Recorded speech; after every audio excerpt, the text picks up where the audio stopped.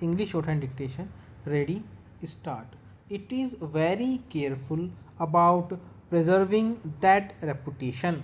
Let us not therefore pursue this talk of expropriating foreign capital. It is not worth it.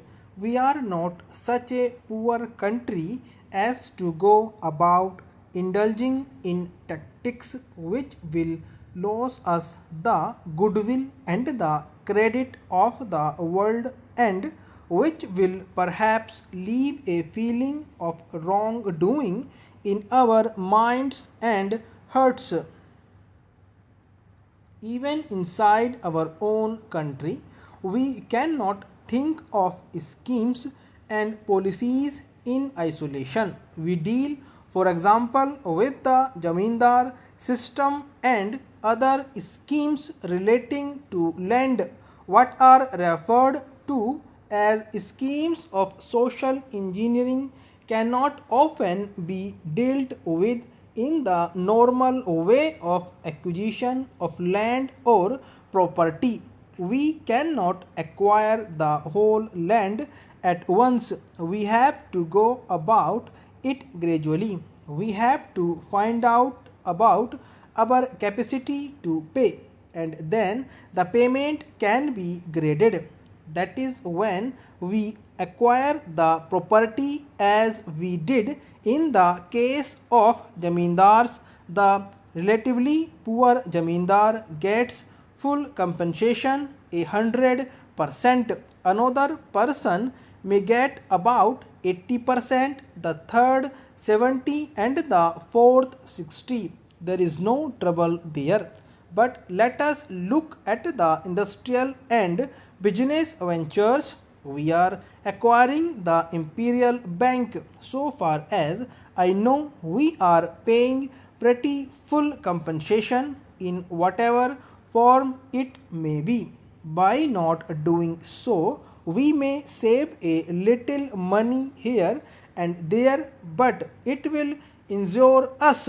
It will be even more wrong in the case of the small owners not to give them full compensation. I am surprised that one of these minutes of dissent hints that we are out to harm the small owner. I submit that it is an unfair charge. Nobody can do it. How can we, this parliament or this government, can anybody conceive of this parliament or any other legislature going out to harm the small owner? The self-interest of the average member will shout out against such a step, if nothing else. Coming to industrial property, our approach is that the government should never acquire any old plant except for the purpose of holding some strategic point for the benefit of planning. The reasons behind this approach are obvious. We are an underdeveloped country. Industrially speaking, we want to industrialize the country. We want hundreds of factories to go up in every corner of the country.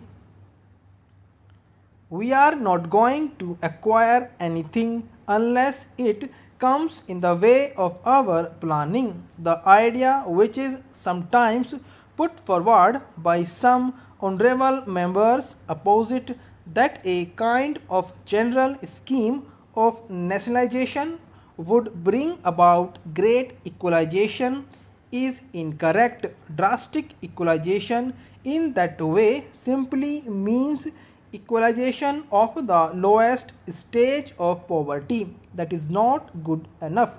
We want to raise our country's standards and yet bring about this equalization so that we can go towards an egalitarian society.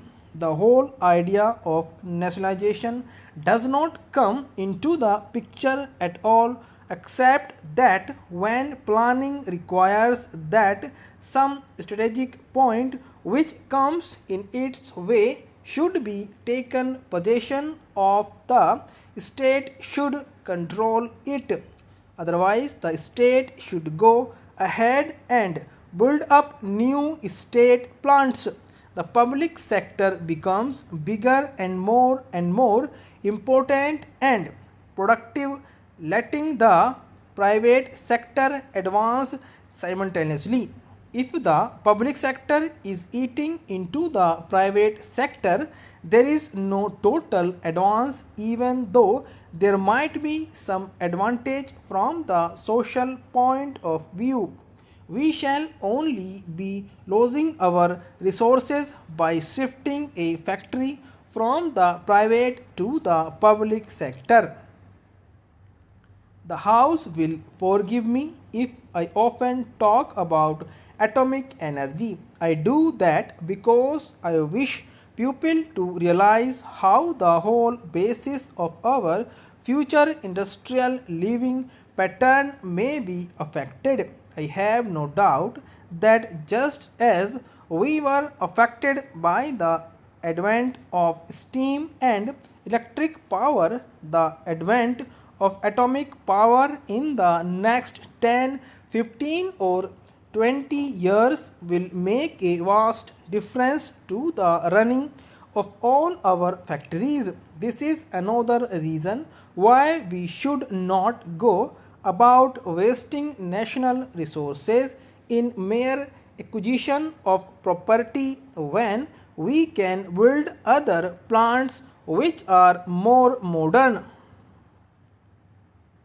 And if we have to acquire property, we should pay just and equitable compensation. There may be many rich men owing these interests, but many of these large properties are limited liability companies with a large number of shareholders.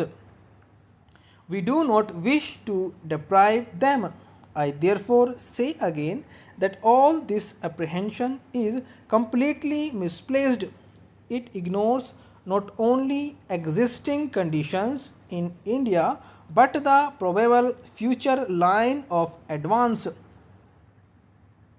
We talk about a socialist pattern of society, industrialization, the removing of unemployment, of higher standards, and so on. What is really necessary is somehow to activize and dynamize the base of the Indian social structure. I want the House to appreciate this phrase. No doubt there must be approaches from the top, but there has been too much activizing from the top layers too. Stop.